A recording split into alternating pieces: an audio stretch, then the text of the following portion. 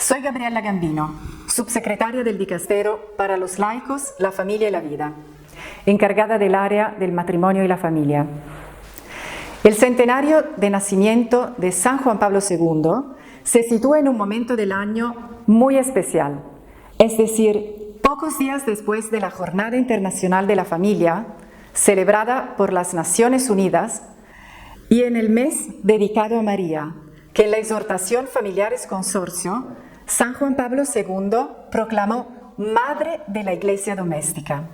Es a ella a quien encomendó la primera célula de la sociedad, consciente de que el futuro del mundo y de la misma Iglesia habrían pasado por la familia. Con pasión, dedicó amplios capítulos de su magisterio para mostrar al mundo la belleza y la centralidad de la familia.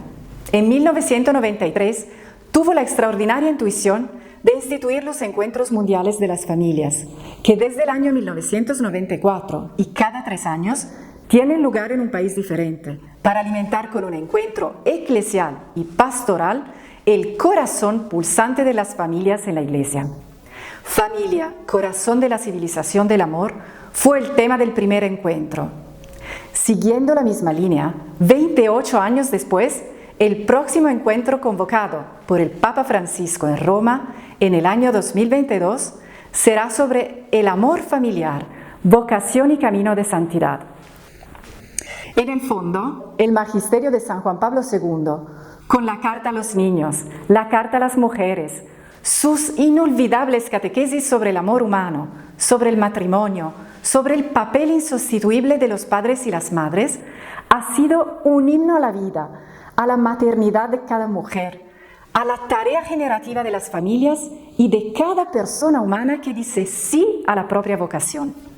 Y es esta vocación a la que también hoy tenemos que recurrir para hacer felices a nuestros jóvenes, a nuestros hijos. Las primeras líneas de Familiares Consorcio las dirigió precisamente a ellos, a los jóvenes que están para emprender su camino, para realizar un proyecto de familia, para ayudarles a descubrir la belleza y la grandeza de la vocación del amor. Es un mensaje que no solo es actual, sino que continuamente es corroborado por el Papa Francisco cuando nos recuerda que las familias cristianas no están llamadas a proponer un ideal abstracto e inalcanzable de por sí, sino a dar un sencillo y directo testimonio de la gracia que impregna nuestra vida cotidiana, con los esfuerzos, los dolores, las alegrías y las conquistas de cada día, de lo que nuestras alianzas son un signo y un símbolo. Karol Wojtyła, en aquella exquisita obra teatral, El taller del orfebre, explicaba que las alianzas son expresión de la fidelidad a la propia vocación, a pesar de todas las dificultades de la vida, no porque lo decidan así los esposos, sino porque son forjados por el orfebre, por Dios. Él es el autor de la gracia, que sostiene. Él es el primero en ser fiel al amor, que une a los esposos y a las familias. Es este el poder del sacramento que aún hoy tenemos que volver a proponer. En la antigüedad, el sacramentum era el sello militar impreso con fuego en el brazo del soldado, que pertenecía al ejército, que jamás habría podido abandonar. De modo análogo, la familia cristiana lleva en sí el signo de Dios. Esta es una de las herencias que San Juan Pablo II nos ha dejado.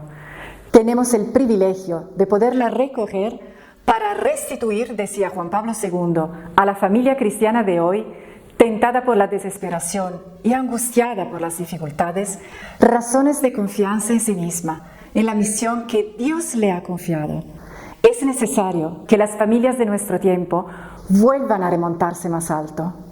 Que este aniversario sea la ocasión para encender en los corazones de todos nosotros y especialmente de nuestros pastores el amor por las familias, trabajando por ellas, cuidándolas y apoyándolas como el Señor lo hace por su pueblo.